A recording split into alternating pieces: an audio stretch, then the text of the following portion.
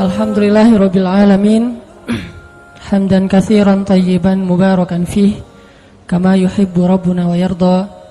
Asyhadu an la ilaha illallah wahdahu la syarikalah wa asyhadu anna Muhammadan abduhu wa rasuluhu la nabiyya ba'dah. Allahumma shalli ala sayyidina Muhammadin. Pertama saya pengen ngisahin tentang Umar bin Khattab. Umar bin Khattab itu salah satu hobi beliau dengar kisah. Itu yang bikin iman Umar bin Khattab itu luar biasa. Hobinya itu dengar kisah. Kalau ada orang yang menurut Umar kayaknya ini lebih senior, lebih soleh, lebih berpengalaman, Umar langsung duduk. Pak, tolong beri saya nasihat, beri saya kisah. Suka dengar kayak gitu.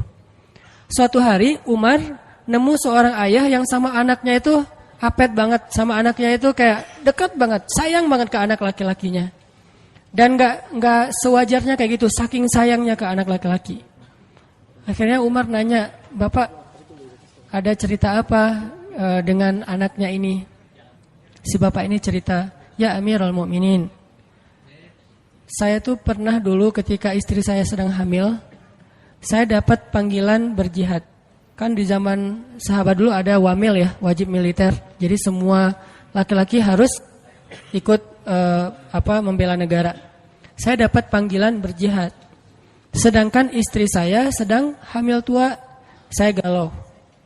Antara berangkat atau absen nungguin istri ngelahirin. Saya tanya ke istri saya, kata istri saya, Mas kan udah sering ikut jihad. Sekali-kali ini coba minta izin kepada komandan, kepada panglima supaya menunggui istrinya yang mau ngelahirin. Istrinya nggak rela suaminya berangkat. Tapi suaminya berat hati pengen membela agama Allah, membela negara. Setelah istikharah, tanya sana sini, akhirnya suaminya memutuskan saya harus berangkat. Urusan kamu saya serahkan kepada Allah Subhanahu wa taala.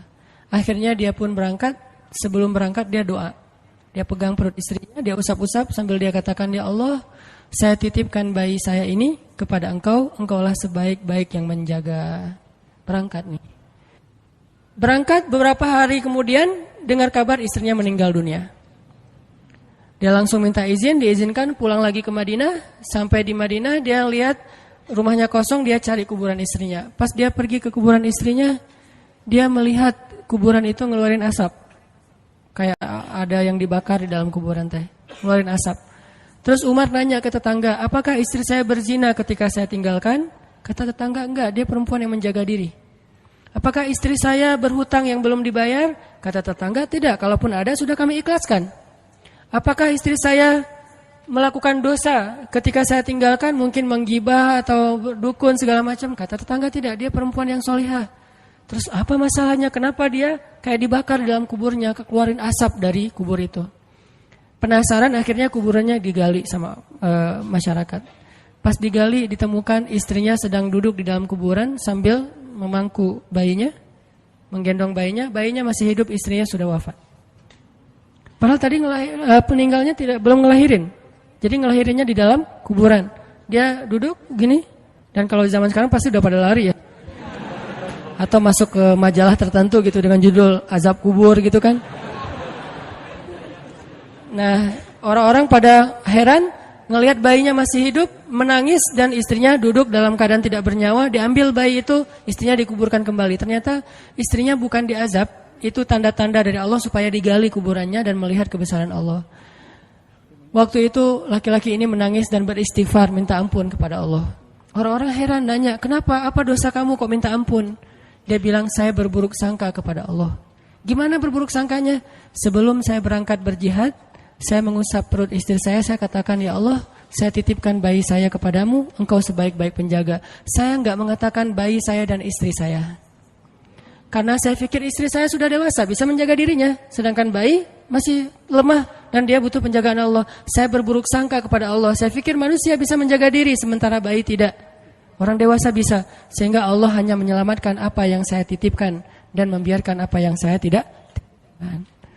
Aku tergantung prasangka hambaku kepadaku. Ana indalni abdi bi. Kalau kita tawakal ke Allahnya 100%, Allah nolongnya 100%. Dan ukuran persentase itu yang tahu cuma kita, karena di hati kita itu yang muncul. Ada satu titik keraguan berarti kurang dari 100%.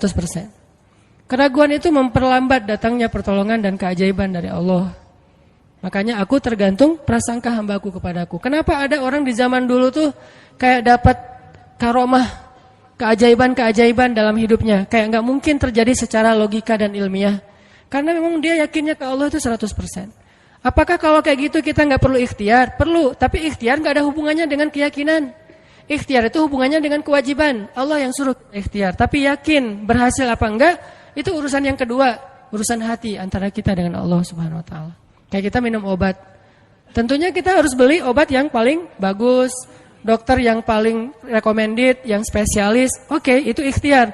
Tapi kalau sampai hati kita terlibat dengan ikhtiar itu, meyakini bahwa kalau ini pasti sembuh, kalau ini kayaknya nggak ada harapan, soalnya dokter juga nggak ahli, berarti hati kita sudah terpaut dengan makhluk dan berarti sudah berkurang yakinnya kepada Allah. Saat itu kita tidak akan melihat keajaiban.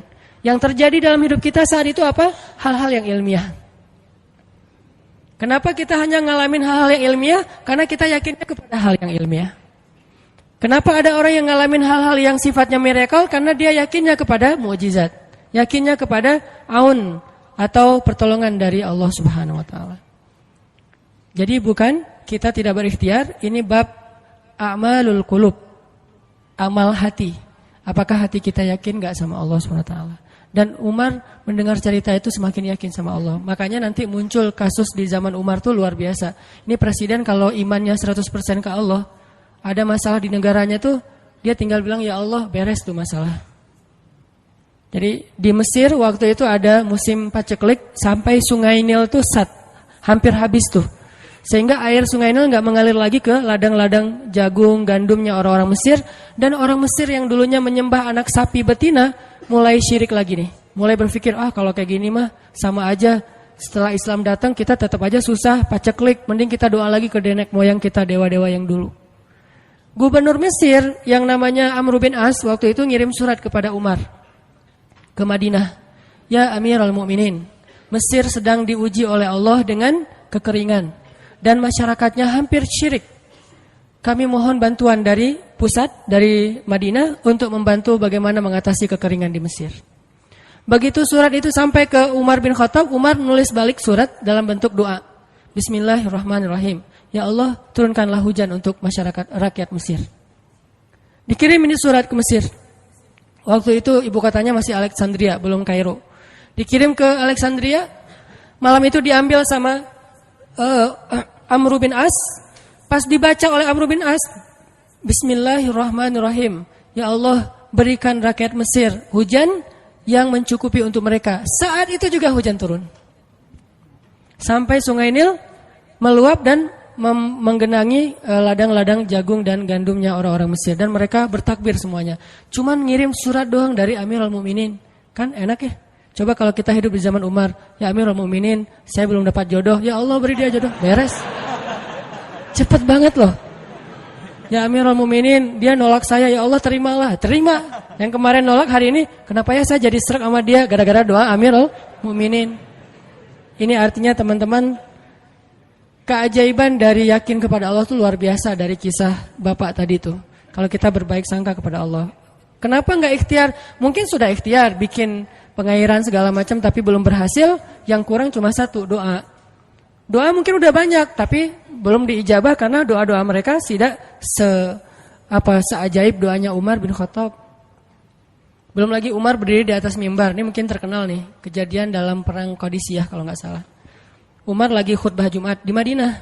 Kaum muslimin lagi berperang di Irak melawan pasukan Persia, perang Qadisiyah namanya.